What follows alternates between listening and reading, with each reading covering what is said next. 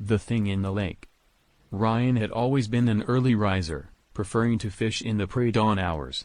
On this particular morning, he took his boat out to an isolated lake deep in the Appalachian woods. As he rowed, the water was perfectly still, almost like glass. The fog hung low, wrapping around his boat, muting the world in an eerie silence. After casting his line, he settled into his seat, listening to the rhythmic sound of water lapping against the boat. Suddenly, he felt a strange resistance on the line, as though he'd hooked something massive. But as he pulled, whatever was under the water began to pull back, harder. The boat lurched forward, dragged by something that was swimming deeper, faster. Heart-pounding, Ryan struggled to keep his balance, shouting into the silent morning for help. In an instant, the boat capsized, and Ryan found himself in the icy water, gasping for breath. He looked down, and there it was, a pair of eyes staring up at him, yellow and wide, larger than a human head. Its skin was mottled and slick, its body serpentine and impossibly long, curling and slithering in the water beneath him. With one swift, fluid motion, it began to coil around him, dragging him down into the dark, silent depths. They never found Ryan, only his overturned boat floating on the calm, empty lake. The shadow on the road. Jake and Sarah were on a road trip, a midnight drive down an old, two-lane highway. They hadn't seen another car for miles. The road stretched ahead like a black ribbon, bordered on both sides by towering pine trees. As they rounded a bend, Sarah spotted something moving at the edge of the road, just past their headlights' reach. It was large, too large to be any animal they knew. "Did you see that?" she whispered, eyes glued to the spot where it had vanished. Jake shook his head. "Probably a bear." But a few minutes later, they saw it again, this time closer. A shadowy figure hunched on the shoulder of the road, with long, spindly limbs that seemed to stretch and bend in unnatural angles. When their headlights hit it, the creature froze, its head tilting as it watched them pass. Its eyes reflected the light, two piercing, luminescent orbs that seemed to follow them. Jake pressed down on the gas, heart hammering as they sped up. But the creature moved too, sprinting alongside the car with impossible speed, keeping pace as its limbs scraped and clawed at the ground. Suddenly, it lunged toward them, claws raking across the metal of the car. The windshield cracked as a massive hand struck it, leaving spiderweb fractures in the glass. Jake swerved, hitting the brakes. When they looked around, the road was empty, the creature gone. But deep gashes ran along the side of the car, proof that something had been there, a thing that shouldn't have been able to move like that, or exist at all. The basement dweller. After her parents passed, Emily inherited their old house on the edge of a remote village. The house had been in her family for generations, a sturdy structure with a sprawling basement that her father had always warned her to keep locked. As a child, she'd never been allowed down there, and curiosity had nearly driven her mad. So when she finally owned the house, she couldn't resist the temptation to explore the basement. The air grew colder as she descended the stairs, an unpleasant smell wafting up from the depths. Her flashlight flickered, casting sharp shadows along the damp, stone walls. She heard something skittering in the darkness and froze, assuming it was just rats, until she saw the scratch marks along the walls, deep and irregular, gouged into the stone. In the far corner, she spotted an old, heavy trunk, its lid slightly ajar. Emily swallowed and approached, her heart pounding. Just as she reached out, she heard breathing, slow, rattling, and close. She shined her flashlight toward the sound, revealing a pair of dark, hollow eyes staring back at her from the shadows. The creature crawled forward, its body twisted and emaciated, limbs far too long for any human. Emily staggered back, tripping over the stair as the creature slithered closer, its mouth opening in a twisted grin filled with jagged, rotting teeth. She scrambled up the stairs, slamming the door shut and locking it. But even then, she could hear it on the other side, scratching and whispering her name. The basement has remained locked ever since, but sometimes at night, she still hears it breathing below. The Forest Watcher. Ben and his friends had heard rumors about the deep woods on the outskirts of town. stories of people who entered and never returned. Most locals avoided the area, but Ben, always the skeptic, convinced his friends to go camping there. As they set up camp, the forest was silent, unnervingly so. It wasn't until night fell that they began to feel they were being watched. Every so often, one of them would catch a glimpse of something out of the corner of their eye, a dark shape lurking behind the trees, retreating whenever they looked. The night wore on, and the feeling grew worse. Branches snapped around them, strange low growls filled the air, but each time they shined their flashlights, they saw nothing. Ben, trying to stay calm, decided to go for a short walk to prove there was nothing out there. He wandered a few yards away from camp, but as he turned to go back, he heard footsteps behind him. He turned and found himself face to face with himself. An exact double, with the same clothes, the same face, but hollow, empty eyes that stared back at him without blinking. The doppelgänger grinned, but it wasn't Ben's smile, it was too wide, too full of sharp, glistening teeth. As it reached for him, Ben ran, stumbling back to camp, only to find his friends sitting around, silent and still. They were all staring into the darkness, faces pale and blank. When he touched them, they wouldn't respond. But when he looked closely, he saw their eyes, wide and hollow, just like the thing in the forest. He backed away, realizing he was the only one left. Ben ran all the way home that night. His friends were never seen again. The Watcher on the Shore. A couple, Liam and Zoe, rented a beach house for a weekend getaway, an old place nestled along a forgotten stretch of rocky shore. Their first night was peaceful, waves crashing against the rocks, the sea stretching out endlessly under the moonlight. But then Zoe noticed something strange, a tall, pale figure standing on the shore, facing the house.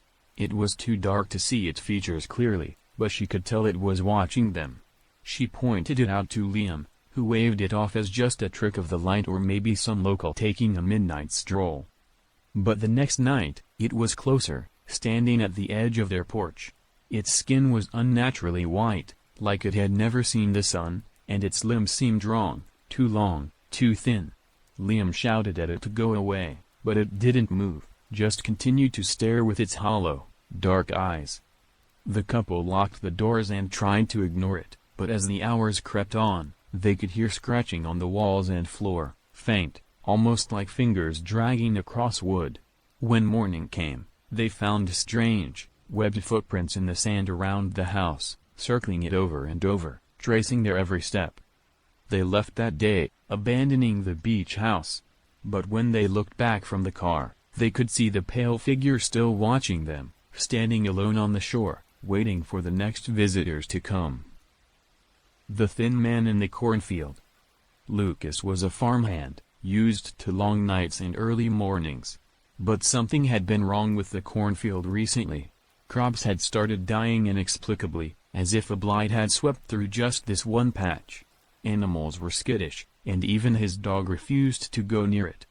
One evening, while inspecting the field, he saw a figure standing among the stalks. Tall and impossibly thin, it towered above the rows of corn, nearly twice Lucas's height. Its limbs looked brittle, but as it moved closer, he realized it was fast, so fast he barely had time to blink before it was only a few feet away, watching him with empty eyes. The creature's skin was pale and tight against its bones, its mouth stretched into a too wide grin.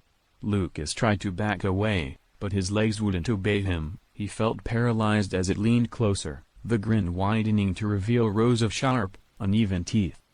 The next morning, Lucas's co-workers found him standing at the edge of the field, pale and shivering, unable to speak. He left that day, never returning to the farm, but every so often, rumors would surface, stories of tall, thin figures seen weaving silently through the corn at night, watching anyone who dared enter their territory. The Screamer in the Cave. A group of spelunkers ventured into a cavern system deep in the mountains, hoping to find new tunnels and uncharted spaces. After several hours of exploring, they found themselves in a narrow passage where an unearthly scream echoed from deeper within. The scream wasn't like any animal they'd ever heard, it was layered, like many voices shrieking in harmony, echoing off the walls, piercing their ears and rattling their bones. Against their better judgment, they pressed forward. Soon, the air grew colder, and a rank, metallic smell filled the space. One of the group members spotted something in the darkness, a figure crouched on all fours, pale and hairless, with long fingers that scraped against the stone as it moved. Its head snapped up, revealing deep, empty sockets where eyes should have been. Its mouth opened wide in that dreadful scream. The creature lunged at them with terrifying speed, its sharp, bony limbs skittering over the stone like a spider. The group fled, stumbling and scrambling, desperate to escape the darkness. Only 3 of them made it out of the cave. When they looked back, they could still hear the screams, echoing up from the depths as the creature's shadow moved just out of sight, waiting for more to venture down. The Fisherman's Nightmare. Old Man Reggie was the last of the fishermen willing to venture out to Widow's Cove, a stretch of the coast where ships were known to vanish. Locals said something lurked in those waters, something dark and hungry, but Reggie scoffed at the tales. One stormy night, he cast his nets, noticing something strange tugging from below, something heavy. Excited, he pulled with all his strength, expecting a huge haul, only to reveal a grotesque creature tangled in the ropes. Its body was covered in slick, black scales, its eyes were large and bulging, and its mouth was lined with jagged teeth that snapped in a way that almost seemed hungry. As he tried to cut it free, the creature's eyes locked on his, and he felt a chilling intelligence behind them. It wrapped a clawed hand around his wrist with inhuman strength, pulling him toward the edge of the boat. Reggie screamed, wrestling with the creature, but it didn't budge. He barely managed to escape, severing the line and watching the creature vanish beneath the waves, its eyes gleaming up at him even as it sank. No one believed him, of course. But Reggie never went back to Widow's Cove, and he advised anyone who listened to avoid those waters, or risk joining the things that lurked beneath. The Visitors in the Woods. Jessie was a park ranger, used to odd encounters with wildlife, but nothing had prepared her for the things she found lurking in Black Pine Forest. A series of complaints had come in about strange figures wandering the woods at night, so she set out to investigate. One night, she saw them. They looked almost human, except their limbs were too long, their heads too large, and their eyes. Their eyes were pitch black, almost reflective, like the eyes of a doll. They moved in a jerky, unnatural manner, twitching and shuffling between the trees. When Jessie tried to call out to them, every head snapped toward her in unison, the creatures freezing as they observed her. She felt her skin prickle, a deep instinct urging her to leave. But before she could move, one of the figures tilted its head and stepped forward, its mouth stretching open, impossibly wide, revealing rows of needle-thin teeth. The others followed, their mouths opening as well, silent but grinning, as they advanced toward her in sync. Jessie backed away, her heart racing, and then ran, not stopping until she reached the safety of her cabin. The next morning, she found footprints around her home, too large and misshapen to be human, leading back into the woods. She took the warning seriously and never ventured out alone again. The Desert Stalker. Alex was driving through the Nevada desert late at night, alone on a stretch of highway with nothing but sand and sagebrush for miles. He was drifting off, lulled by the rhythmic hum of the car, when he caught sight of something moving along the side of the road, a figure, tall and gangly, with an almost skeletal frame. It was pale, with long limbs that bent at strange angles as it walked. As he passed it, the figure turned and started running after the car. Alex's stomach lurched as he realized it was keeping pace, its limbs moving with a disturbing, jerky grace. He floored the gas, but when he glanced in the rearview mirror, it was still there, its hollow, sunken eyes fixed on him, lips stretched in a thin, hungry smile. Just as he was about to lose his mind, the creature vanished into the night as if it had never been there. Alex didn't stop until he reached the next town, where he babbled his story to a trucker who simply nodded knowingly. "Desert's got a way of showing things you don't want to see," the trucker muttered. "Best forget it, friend." Alex never took that road again, but every so often, he'd dream of the creature's face, that haunting grin, watching him from the darkness. The watcher in the attic. After moving into an old Victorian house, Megan couldn't shake the feeling that something was off. She'd hear strange noises at night, scratching, footsteps above her head, creaks from the attic. Figuring it was an animal, she decided to check it out. Armed with a flashlight, she made her way up to the attic. The air was thick with dust, and strange shadows danced across the beams. As she swung her flashlight around, something glinted from the corner of the attic, a pair of reflective eyes, staring back at her from the darkness. The creature was crouched there, humanoid but wrong. It had long, spindly limbs, an elongated face, and a mouth that was too wide, stretching from ear to ear in a sickening grin. When the light hit it, it hissed, its eyes narrowing as it crawled backward into the shadows, vanishing as if it had never been there. Megan fled the attic, heart racing, and locked the door. But she still hears it at night, moving around, scratching and whispering from above, as if waiting for her to come back up. The Lake Hag. During a camping trip near Lake Moira, a group of friends heard an eerie, mournful singing drifting across the water at night. They joked about it being a ghost or some kind of siren, but as the night wore on, the sound grew louder, echoing off the water. Around midnight, they saw her, an old, twisted figure rising from the lake, her skin gray and dripping, her hair a tangled mess of algae and grime. Her mouth was open in a wail, eyes wide and soulless as she dragged herself onto the shore. Her limbs were thin but powerful, her fingers elongated into sharp, bony claws. The friends tried to run, but she was fast, reaching out and grabbing one of them, pulling him toward the lake as he screamed. The others could only watch in horror as he was dragged under, his cries fading until there was nothing but silence. The lake was still again, the surface reflecting the moon, as though nothing had happened. But they knew better. They left that night, never daring to return, haunted by the sound of that terrible, mournful song that followed them all the way home. The face in the window. Aidan had recently moved into an old farmhouse out in the country. His neighbors warned him about strange happenings around the property, but he shrugged it off as local superstition. One rainy night, he was sitting in the living room when he heard a soft tapping on the window. Thinking it was a tree branch, he ignored it. But the tapping persisted, steady and deliberate. Finally, curiosity got the better of him, and he turned to look. A face stared back at him from outside, pressed against the glass. It was humanoid but horribly distorted, its features stretched and twisted as though someone had pulled its face like clay. Its eyes were black voids, and its mouth was twisted into an impossibly wide grin. It watched him, unblinking, its thin, pale hands splayed on the glass. Aidan froze, unable to look away. Slowly, the creature tilted its head, mimicking his shocked expression.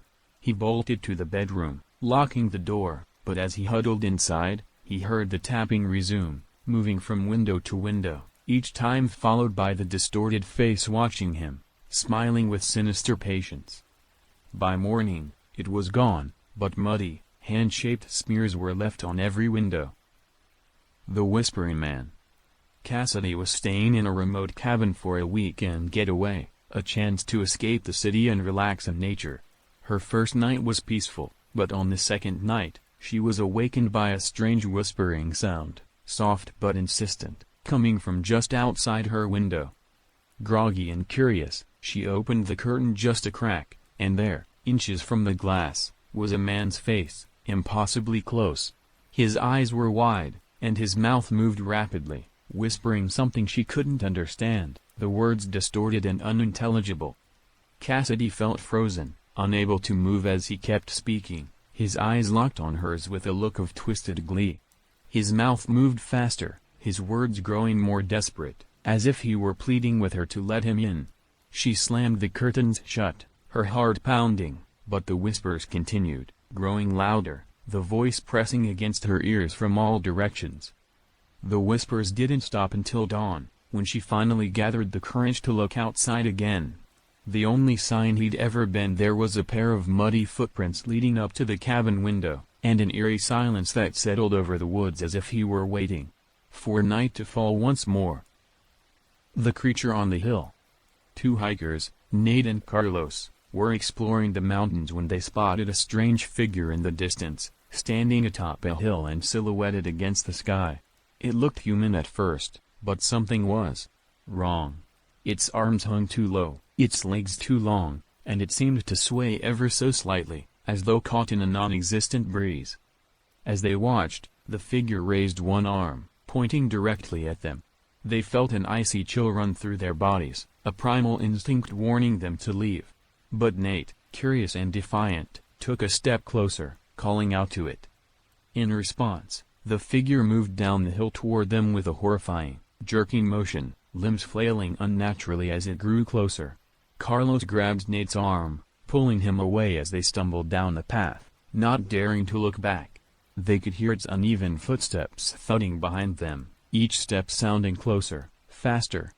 They didn't stop until they reached their car, panting and wild-eyed. When they finally dared to glance back, the hill was empty, but deep down, they knew that whatever they'd seen hadn't been human. The Tunnel Dweller. A group of friends discovered an old, abandoned railway tunnel on the outskirts of town and decided to explore it for fun. The air inside was stale and cold, filled with the scent of damp earth and rusted metal. They ventured deeper, joking nervously, when one of them heard a strange clicking noise echoing from the darkness ahead. They paused, shining their flashlights down the length of the tunnel, only to see something moving toward them on all fours. It was pale and thin, with limbs that seemed to bend in the wrong directions, each click punctuated by the sound of its bony joints shifting as it moved. They stood frozen, watching as it crawled closer, its hollow eyes fixed on them, its mouth stretching into a wide, crooked grin. Finally, panic set in, and they turned and ran, the creature's clicks growing louder as it pursued them. When they finally burst out of the tunnel and into the daylight, the clicking stopped. But when they dared to look back, they could see its pale form lurking just at the edge of the tunnel, watching them from the shadows, as if daring them to come back. The Thing in the Swamp. Mara was a biologist conducting research in the Everglades, a place she'd grown to love despite its isolation. One misty morning, she spotted something unusual in the swamp, a dark, hunched figure moving slowly through the water.